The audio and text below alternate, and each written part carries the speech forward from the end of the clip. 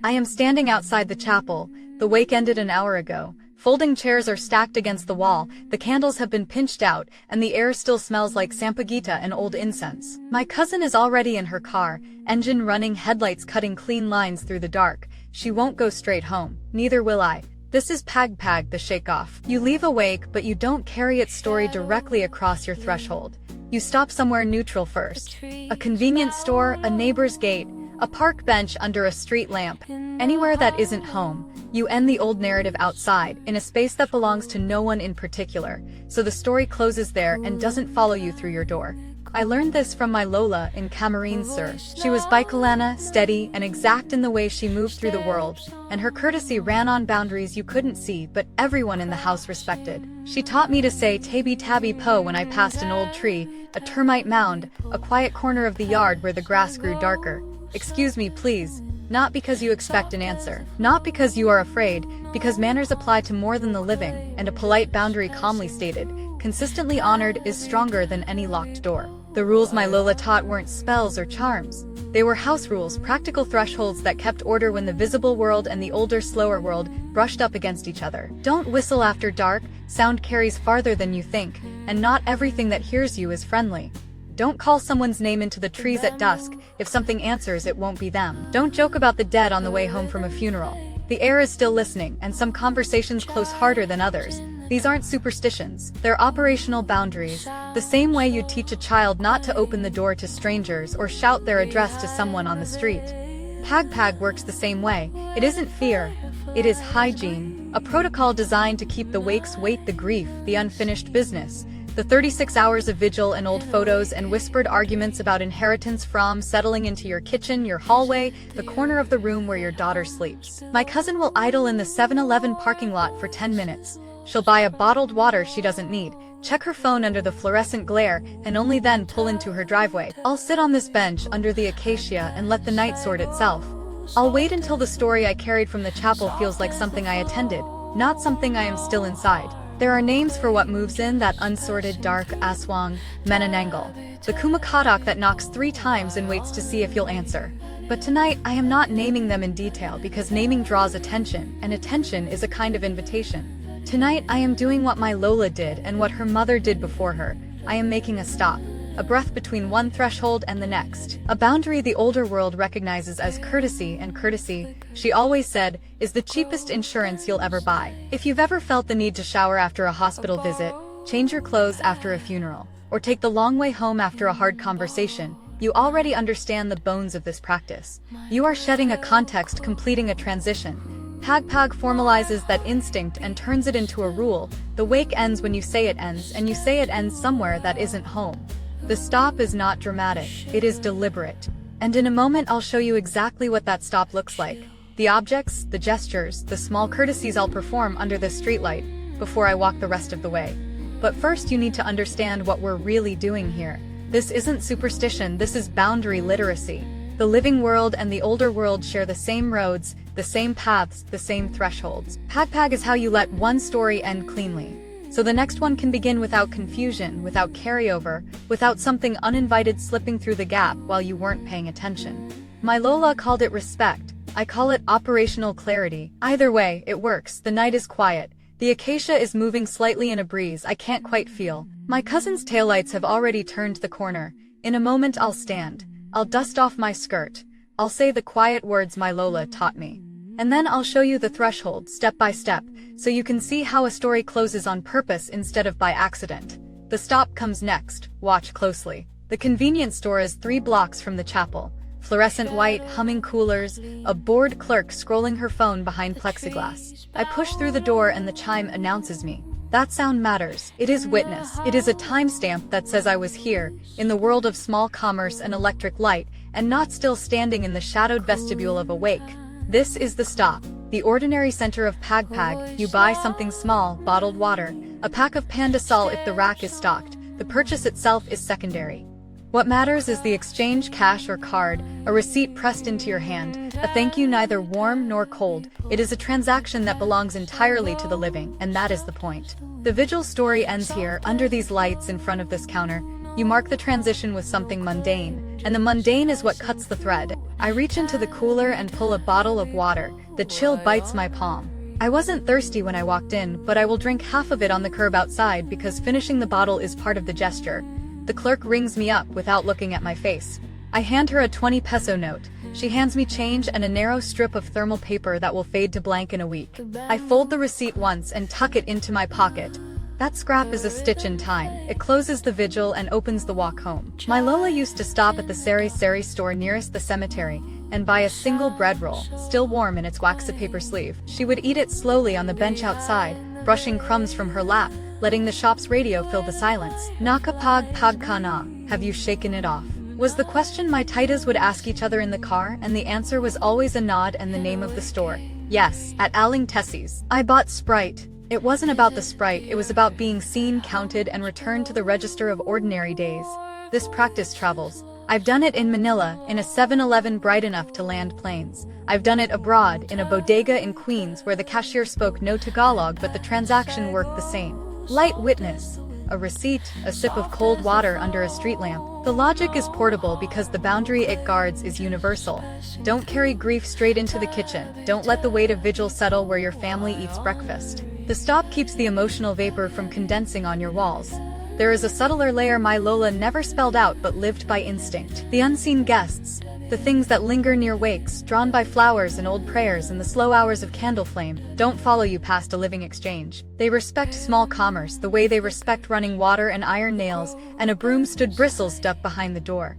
Transactions are messy, specific, tied to names and dates and amounts. They belong to our side of the threshold, and the older world doesn't trespass where it isn't structurally invited.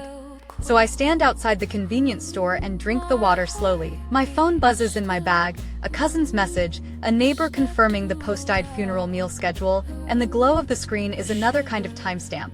The living world recognizes me. I am back in the cycle of plans and minor obligations and lead notifications. The vigil, for all its weight, is now a memory I attended rather than a space I am still inhabiting.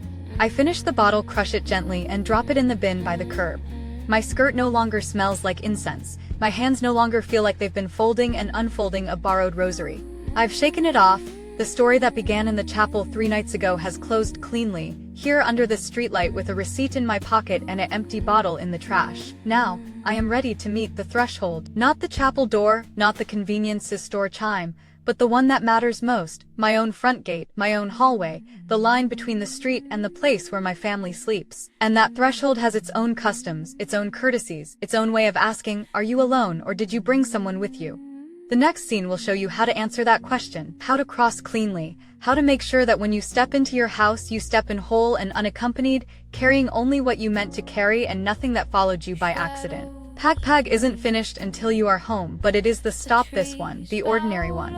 The one my Lola made every time that makes the crossing possible. Watch closely. The threshold comes next. There is a small bridge between the convenience store and my street. Concrete, narrow, built over a canal that runs dry most of the year, but tonight carries a thin ribbon of water reflecting the lamplight above. I can hear it, barely a whisper against the stones. This is a threshold, not the chapel door, not my own gate, a public one, a place where one thing becomes another. Crossroads and bridges hold a particular weight in the old courtesy my Lola taught. They're hinges in the landscape, places where paths meet, where water passes underfoot, where the view changes and you are briefly nowhere in particular. Not where you were, not yet where you are going. The unseen gather at hinges. Not because they're hunting, because thresholds are common ground, and common ground gets crowded when you stop pretending you are the only one using it. So there are rules for crossing. Don't whistle. Don't call out a name yours or anyone else's because sound at a threshold doesn't always travel the way you expect. And if something answers, it won't be the person you meant to reach. Don't respond if the wind carries a voice you recognize. The wind doesn't borrow voices to be friendly. And if you hear your name spoken from the shadow under the bridge or the gap between the trees, keep walking. Stopping is the same as answering. And answering is an invitation you can't easily revoke. But silence isn't the whole protocol. There is a phrase my Lola said every time she crossed a threshold like this, and I say it now softly, as I step onto the bridge. Tabi po, excuse me. Let me pass. It is a courtesy, not a spell, a boundary spoken aloud so both sides know where they stand. The literal translation is polite, almost apologetic, please step aside, but the function is structural. It tells the unseen, I see this is shared space, I am not here to intrude. I am just passing through in Bicolano and Filipino practice. The world doesn't stop being crowded just because we can't see who else is here. My Lola would say, Tabi po when she walked past the big acacia in the yard, or the stone marker at the property line, or the low gap in the fence where the dogs refused to go. She wasn't asking permission, she was announcing herself. Making room, acknowledging that manners work in both directions, and if you want the unseen to give you space, you give them space first. This gesture teaches the living something we forget when we move too fast. Respect requires stillness. You don't shout the phrase and sprint across. You say it clearly without mockery and then you pause. Just a breath, just long enough to let the air settle. I stand on the bridge now, one hand on the rail, and I wait. The water moves under me. The lamplight flickers, once maybe a moth, maybe the bulb aging, and I hear nothing I can name. But the silence feels attended, not hostile, not empty, just occupied. Then I walk, steady, deliberate, no looking back. Looking back after a courtesy is the same as doubting it, and doubt at a threshold is a crack in the boundary. If you've ever knocked on a door and then opened it before, waiting for an answer, you know the feeling: rude, intrusive, a social error that makes the room tense. Tabi po works the same way. You speak, you wait, you cross, the order matters. My Lola never called this superstition, she called it etiquette. The same way you'd teach a child to say, "Excuse me," in a crowded room, to knock before entering, to close a gate they didn't open. These aren't magic words, they're boundary literacy. They teach us to move through the world as if we're not the only ones in it, because we're not. The older world and ours share the same roads, the same bridges, the same quiet corners where the grass grows a little darker and the dogs stop wagging. I've crossed the bridge now. My shoes sound different on the pavement, louder, flatter, less echo. I am back on solid ground, past the hinge, and the air feels lighter. The courtesy has been honored. I didn't demand the space, I asked for it, and it was given. That is the exchange. Not a transaction like the one at the store, but a mutual recognition. You were here first. I am here now, and neither of us needs trouble tonight. One more threshold waits, the one that matters most. My own front gate, my own hallway, the line between the street and the place where my daughter sleeps, and my kitchen smells like yesterday's garlic and tomorrow's rice. That threshold has its own rules, sharper and older than a public bridge. Because home isn't neutral ground. Home is claimed, defended, kept. Now I am ready to cross my own door. And the next scene will show you exactly how that crossing works. What you say, what you do, and why the simplest gestures are the ones that hold when everything else is thin. The threshold comes next. Watch closely. I am standing at my own gate now. The street is quiet. The convenience store is 3 blocks behind me, the bridge 2 blocks. I've made the stop. I've spoken the courtesy at the public threshold. Now I face the one that matters most, my own front door. The door is the thinnest place in any house. It is where stories ask to enter, where weather leans in, where visitors seen and unseen test whether they're welcome. A wall is solid, a window has glass and a latch, but a door is a hinge, a question, a boundary that swings both ways. It remembers every hand that has touched it, every voice that has called through it, every mood that has crossed it on the way in or out. My Lola used to say the door holds more memory than the altar, because the altar only hears prayers. The door hears everything. So the threshold of a door needs law, not drama, not fear. Just clear terms stated once and held steady. I crouch at the base of the door frame and run a thin line of salt across the sill. The grains catch the porch light and glitter faintly. Salt is boundary law. It says inside has rules. You don't force this line. You don't test it. You respect it. Or you stay outside. It is not a wall. It is a statement. And statements, when they're made with precision, hold longer than logs. Next to the door, tucked into the frame, is a small folded square of paper, an orasian my Lola copied in her own hand years ago, ink fading but still legible. A prayer, a blessing, a contract with the divine, and the careful beside it hangs a wooden rosary, the beads smooth from decades of thumbs. This is syncretic ground. The folk practice and the faith walk together here. They always have.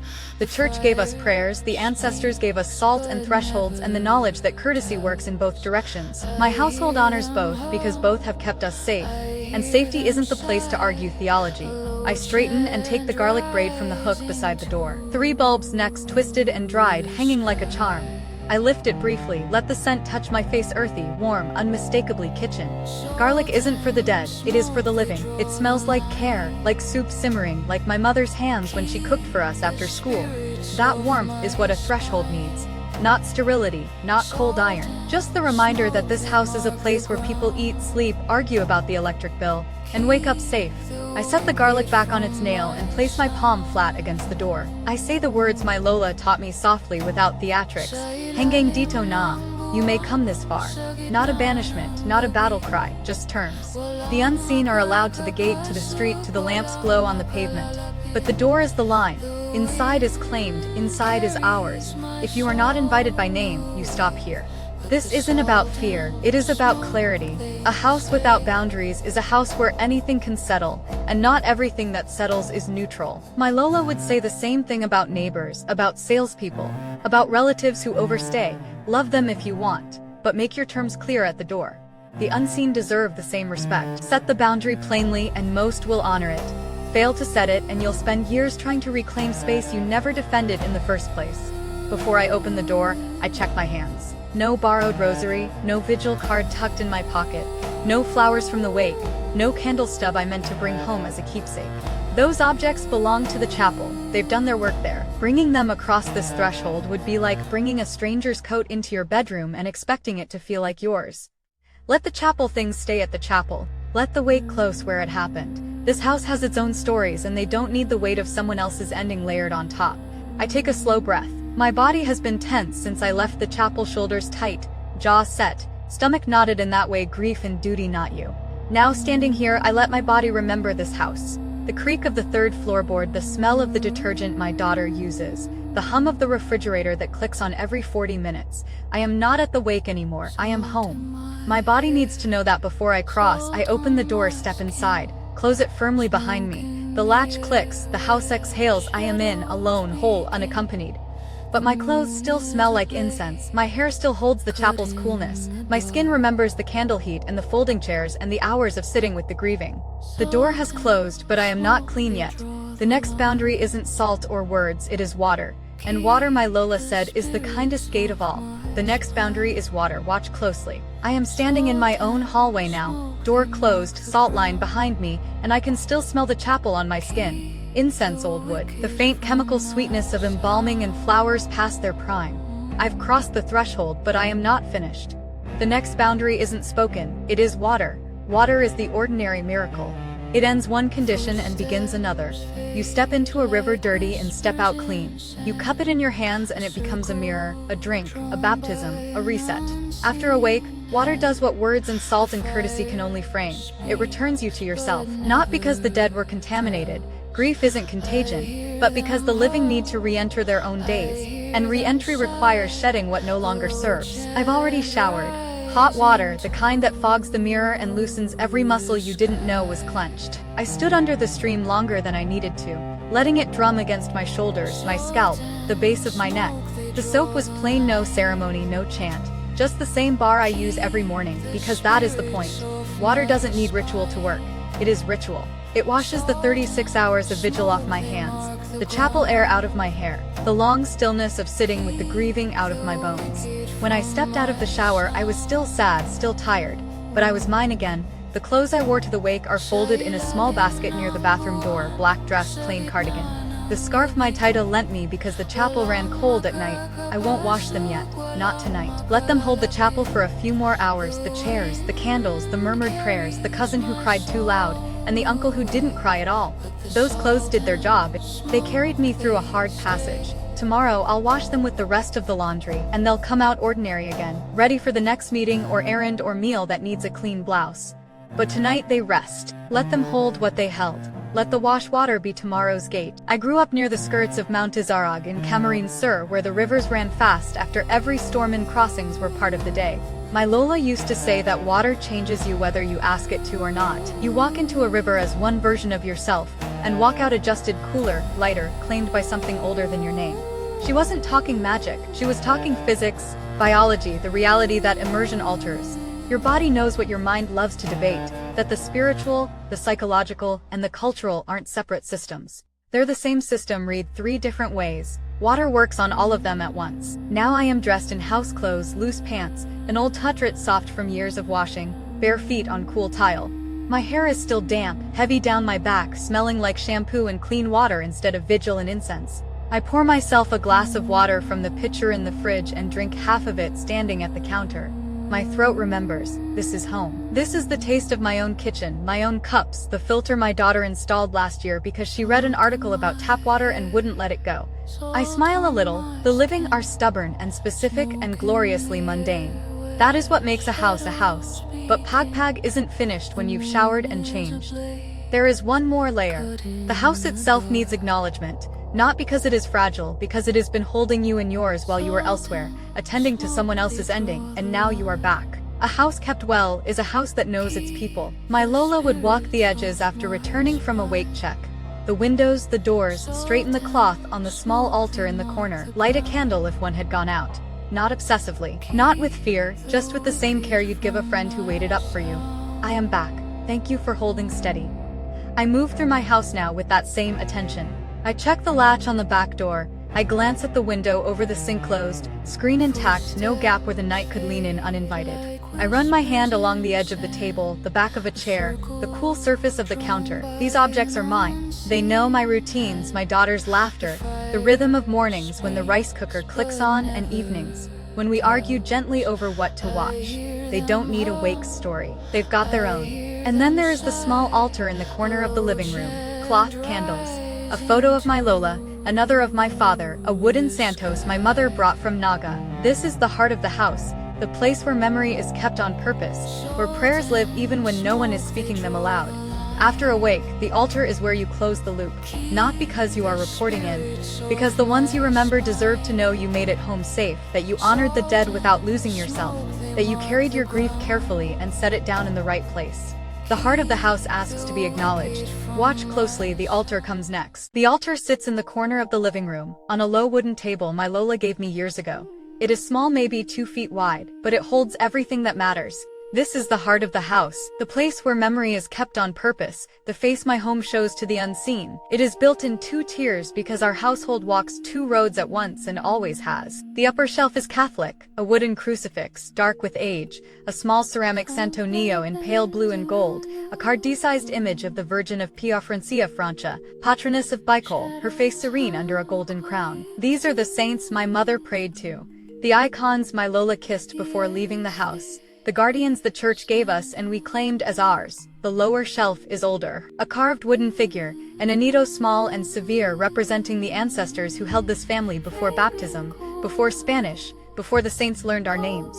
Beside it, a bowl for offerings, photographs in simple frames. My Lola with her cane standing in front of the house in Camarines Sur. My Tito who made the best Bicol Express and sang off Ficky at every birthday. My cousin who left us his motorcycle and a promise we're still keeping. We don't debate which layer is real. That question belongs to people who've never had to hold a house together when the margin is thin. 2 hands hold a child better than 1. 2 guardians, saints and ancestors, faith and blood watch a threshold better than either could alone. My Lola taught me this without announcement. She lit candles for both, spoke to both, trusted both. I do the same. I strike a match and the sulfur flares briefly before settling into clean flame. I light the candle in front of the crucifix first, then the one beside my Lola's photograph. The wicks catch and hold small steady fires that barely move in the still air of the room. Candlelight is an invitation, not a command. It says, we remember the dead. We honor those who came before us. We ask the guardians seen and unseen, named and unnamed, to keep the boundary of this house intact while we sleep. Next to the candles is a small dish holding 3 cloves of garlic, a pinch of salt, and a wilted sprig of sampaguita from yesterday's offering. The flowers are fading, but their scent is still faint and sweet, layered under the sharper smell of melting wax. I'll replace them tomorrow. For now, they're enough. Offerings aren't payment. They're participation. They say, this house is alive. We cook here, we tend here. We light candles and leave flowers and pour water, because a house must feel like a house, not a storage unit where bodies happen to sleep. I run my fingertips across the frame that holds my Lola's photograph. The glass is cool. Her expression in the photo is calm, a little stern, the way she looked when she was deciding whether to trust you with the good scissors or the family recipe. She has been gone 6 years, but this altar keeps her present in the way that matters, not as a ghost, not as a visitor, as a guardian. Someone who already knows this threshold, who already watches the door, who doesn't need an invitation because she never left. I touch my Tito's frame, next, then my cousins, not summoning, not calling them back, just aligning myself with the ones who already stand at the edges of this house, the ones who loved us enough in life that their care didn't stop when their breath did. My Lola used to say the dead don't haunt the houses they loved. They protect them, but only if the living remember to say thank you. Only if the house keeps their names warm. I say it now softly, the way you'd speak to someone in the next room. Salamat po. Thank you. The house hears me, the altar hears me. That is the point. The practice works when the house knows your voice, when the altar is tended with the same regularity you'd give to sweeping the floor or washing the dishes. Consistency is what makes a boundary hold. Silence and neglect are what let things slip. The candles burn steady. The photographs don't move. The wooden anito stands where it has stood for decades, small and unmoved and utterly certain. I feel the house settle around me, not dramatically, not like a exhale in a film, but in the quiet way a structure does when its people are home and its terms are clear. The wake is behind me. The chapel is 3 blocks and a lifetime away. The stop has been made. The threshold crossed, the water taken, the altar acknowledged. But PAG-PAG has one more layer. The center is healed. The heart is tended. Now the edges need their own attention. Not heavy ritual, just a little smoke, a little sound. A gentle way of saying to the corners and the cracks and the shadows under the furniture, this house is claimed and you are tolerated only if you respect that. The altar heals the center. The edges appreciate a little smoke. Watch closely. Protective objects come next. Filipino houses love objects with memory, not heirlooms displayed on shelves, though we have those too, but working objects. Things worn smooth by use. Things that have cut rope and split coconuts and open paths. Things that remember what they were made for and carry that memory into their second job, keeping the threshold clear. There is a bolo hanging on a nail beside my back door. It is old my Lola's originally. The blade darkened with age and oil, the wooden handle wrapped in cracked leather that still holds the shape of her grip. It hasn't been sharpened in years. It doesn't need to be. A bolo isn't there to fight. It is there to remind. Metal tells the door to stay a door. It says this boundary was built with intention, and intention is enforced by tools that know their purpose. The unseen respect tools. Not because metal repels them in some mechanical way, but because a tool is a decision made solid. A bolo hanging at a threshold is a statement. This household knows how to set terms. Regional practice varies, and that is not a problem. It is evidence that the principle adapts without breaking. Some families hang blessed palm fronds over their windows, woven into crosses and kept from Palm Sunday to Palm Sunday, refreshed each Holy Week. The palm is devotional and practical at once. It carries the church's blessing and it marks the window as watch. Some keep smooth river stones on their windowsills, stones carried from a crossing or a family site. Stones that remember water and thresholds, and the care it takes to choose one rock among thousands. Some tuck small folded prayers, anting or oracion into the doorframe, ink and faith pressed between wood and hinge. The principle underneath is always the same. Give the perimeter a way to remember its job. A house is just a box unless you teach it to hold boundaries, and you teach it with objects that already know how to hold something. A blade holds an edge, a stone holds weight, a blessed palm holds a season's worth of prayer. These aren't trophies, they aren't fetishes, they're conversations with visitors we hope never to meet. But if we do, we want them to see that this threshold was set with care. Salt appears again and again across these practices, beside the bolo, under the sill, mixed with rice and scattered where foundations meet soil. I mentioned it when I crossed my own door in scene 4, that thin bright line I poured across the threshold before stepping inside. Salt is simple. Salt is cheap. Salt keeps appearing because it works. It doesn't corrode, it doesn't fade, it holds a boundary the way a good sentence holds a thought, clean, clear, and impossible to misread. My Lola's house in Camarines Sur had a different arrangement. She kept a small Santo Neo statue on the windowsill facing the road, and beside it, a smooth black stone the size of a fist that she'd carried from the Bicolano River decades before we were born. The bolo hung inside the kitchen door, wrapped in a faded cloth that smelled like coconut oil and old wood smoke. She never called these objects protection out loud. She called them reminders. When I asked her once what they reminded, she said, the house and anything else that needs reminding. I've carried that logic into my own home, the bolo by the back door, the salt line refreshed monthly, the river stone smaller than my Lola's, but mine sitting on the sill of the window over the sink, where I can see it while I wash dishes, and remember that thresholds aren't accidents. They're decisions we remake every day by the objects we keep and the care we give them. These objects aren't loud, they don't announce themselves. A guest wouldn't notice the bolo unless they were looking for a place to hang a coat. The salt line is barely visible unless you crouch and check. The stone looks like detour. And that is exactly right. Good boundaries don't shout, they simply are, consistent, maintained unmoved by mood or convenience. The unseen read consistency better than drama. A house that keeps salt at the door and a bolo on the wall is a house that understands the grammar of thresholds. It is a house that knows how to say no without raising its voice. But metal and stone and blessed palm are slow communicators. They hold a boundary, but they don't announce it. For a signal the house can broadcast into its own corners, into the shadows under furniture and the gaps behind cabinets. We need something that moves, something the air itself can carry. For that, we use fragrance and smoke. The edges are marked, the objects are in place. Now we teach the house to breathe its own terms, gently into every room and crack and quiet place that doesn't see the sun. Watch closely. Fragrance and smoke come next. This is tuaba fragrant cleansing, not a scrub, not a disinfectant, but a way of teaching the air to carry the terms you've already set with salt and metal and water. The house has been walked. The altar has been tended. The edges have been marked. Now we give the house a scent. It can recognize as its own. A signal that moves through every corner, every shadow, every quiet place that doesn't see the sun. I keep the materials in a small wooden box on the shelf above the kitchen counter. Kamangian resin sticky, amber-colored gathered from trees that know how to guard themselves. A few dried sprigs of sampagita, their white blooms long gone but their roots still holding fragrance. Lagundi leaves, dark green and leathery, collected from the shrub my mother planted years ago because my Lola told her it belonged near doors. These aren't exotic. They're what we grow, what we gather, what we've used for generations. If you don't have Kamangian, you use what you have. If you don't have Lagundi, you use bay leaf or rosemary or the herb your own grandmother planted. The principle is the same. Give the house a scent that says home, care, boundary. I set a small clay pot on a metal trivet on the counter. The window above the sink is cracked open, not wide, just enough to let air move. This matters, so let me be clear. This is spiritual cleansing and warding, not medical advice. It is for the house's mood, not your lungs. Use common sense, a pinch of herbs, a window slightly open, a bowl you can set down safely away from curtains and paper and anything that doesn't need to meet an open flame. We're not fumigating. We're not filling the house with smoke until you can't see. We're sending a signal, and signals don't need volume to be heard. I light a small piece of charcoal in the clay pot and wait for it to glow. It takes a minute longer if the air is damp, and then the edges of the coal turn white and steady.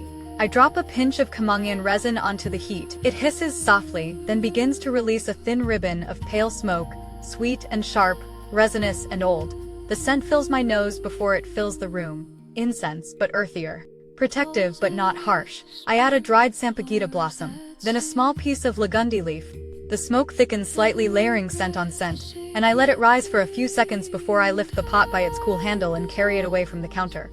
We don't wave it like drama. We don't perform for an audience we hope is watching. We carry it like we mean it, steady, deliberate, with the same focus you'd bring to any task that protects the people you love. Smoke is old air made visible. It remembers the paths you take. It teaches the air in a house how to behave, where to settle, where to flow, what corners to honor and what cracks to ignore. Some families add a whispered prayer while the smoke rises. A psalm if they learned them. An oracion, if their Lola taught one, a simple salamat po, if words feel too heavy tonight. My household does all three, depending on the night and who is home. My Lola would murmur the beginning of Psalm 91 while she walked the edges, he who dwells in the shelter of the Most High, and then finish with something older, something her own grandmother taught her, words I only half remember but still say because they were hers. Syncretism isn't a contradiction in a Filipino house. It is how we've survived. The church gave us prayers. The ancestors gave us smoke and stones and courtesy. We carry both because both have kept us safe, and safety doesn't ask you to choose. The clay pot is warm in my hand but not too hot to hold. The smoke curls upward, pale and slow, carrying the scent of resin and flowers and green leaves into the still air of the kitchen. In a moment I'll walk the edges of this house, windows, doors, corners, the places where walls meet and shadows collect, and I'll let the smoke do what smoke does best. Fill the gaps, mark the boundaries, teach the air that this house is tended and its terms are set. But before I walk, I name the promise I am keeping. Not out loud, though you can if it helps, but clearly in my own mind so the house and I both know what we're agreeing to. The promise is simple: this house sleeps in peace, the people inside are protected, the threshold is honored, the unseen are welcome to the gate, the lamplight, the public road. But inside, the terms are ours, and the smoke, gentle and deliberate and impossibly old, is how we remind every corner of that fact. In a moment we'll walk the edges. First we name the promise: this house sleeps in peace. Watch closely. The perimeter walk comes next.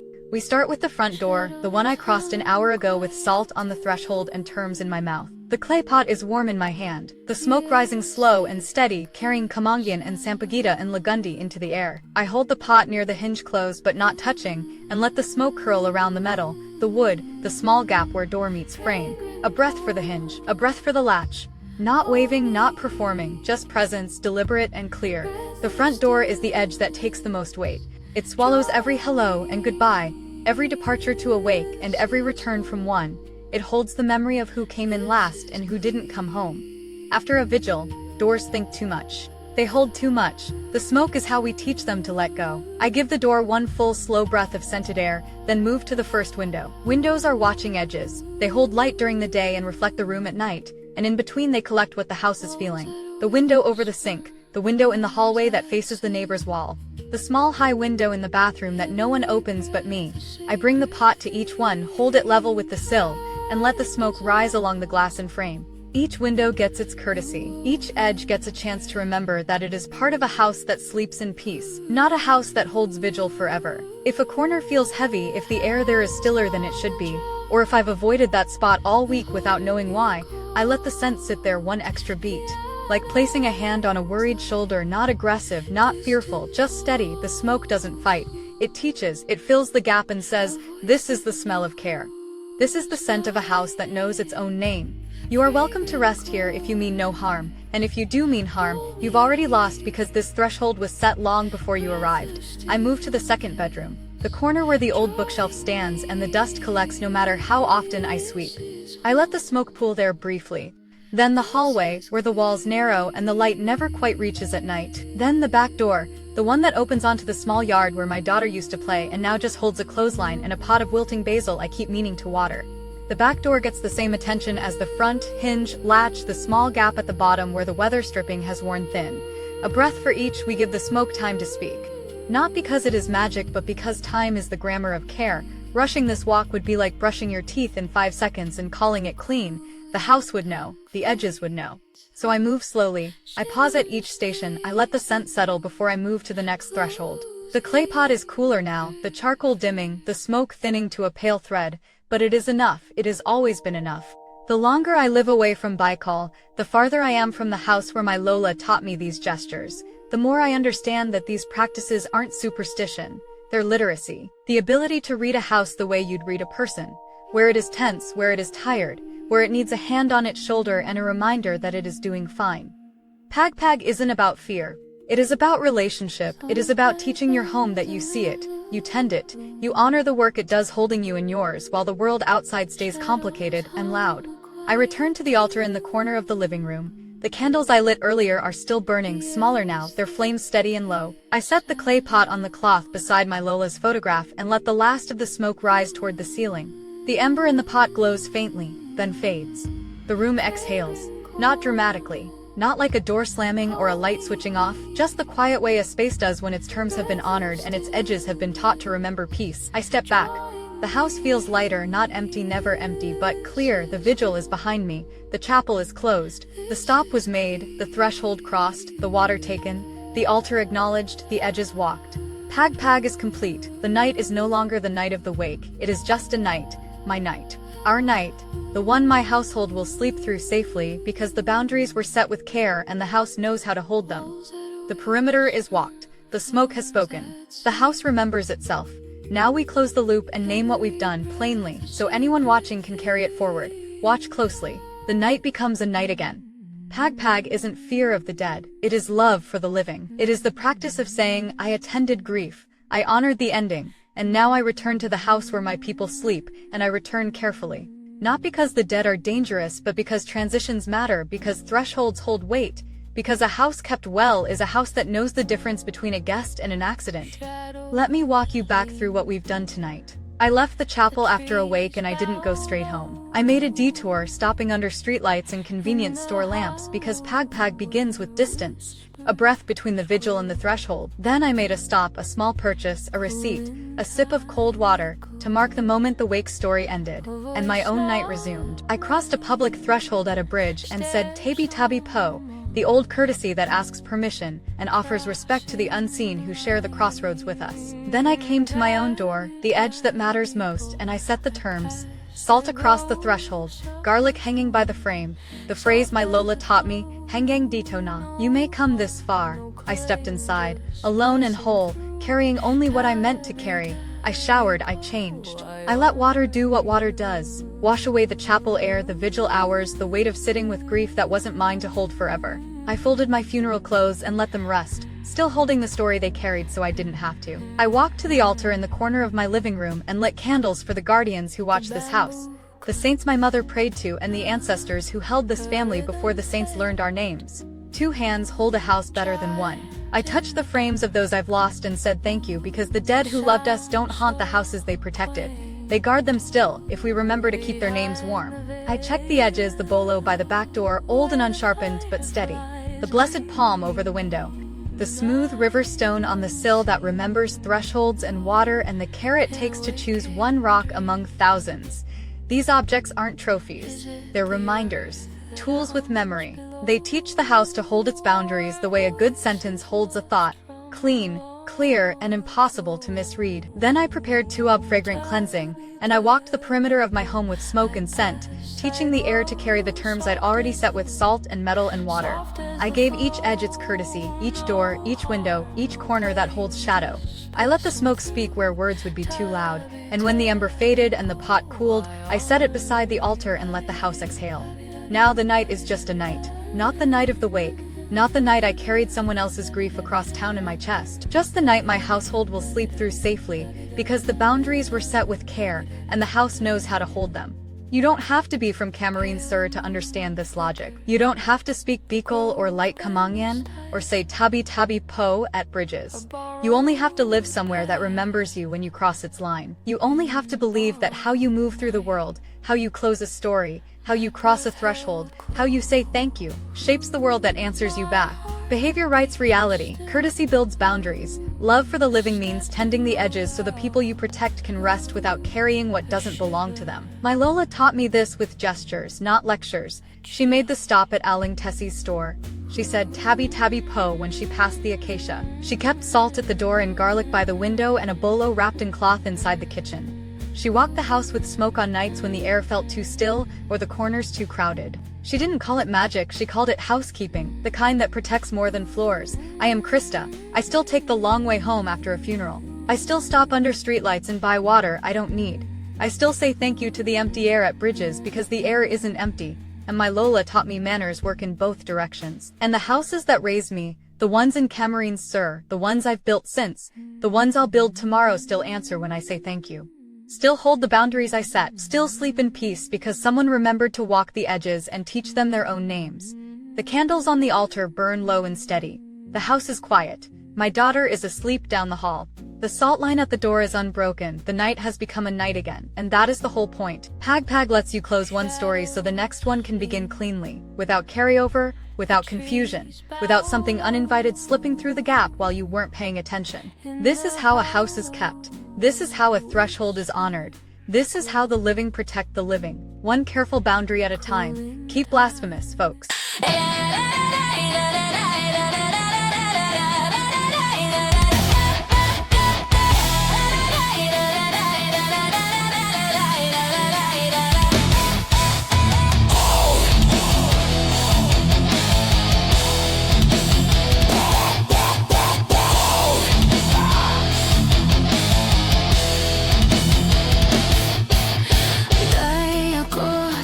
Sa mga patay, sinda nakaturog na wara ng sakit. Ang takot ko, ang buhay na naguhukay. Ninlubong, ningaran, nindaing kalidad. Dahil takot sa patay kundi sa buhay.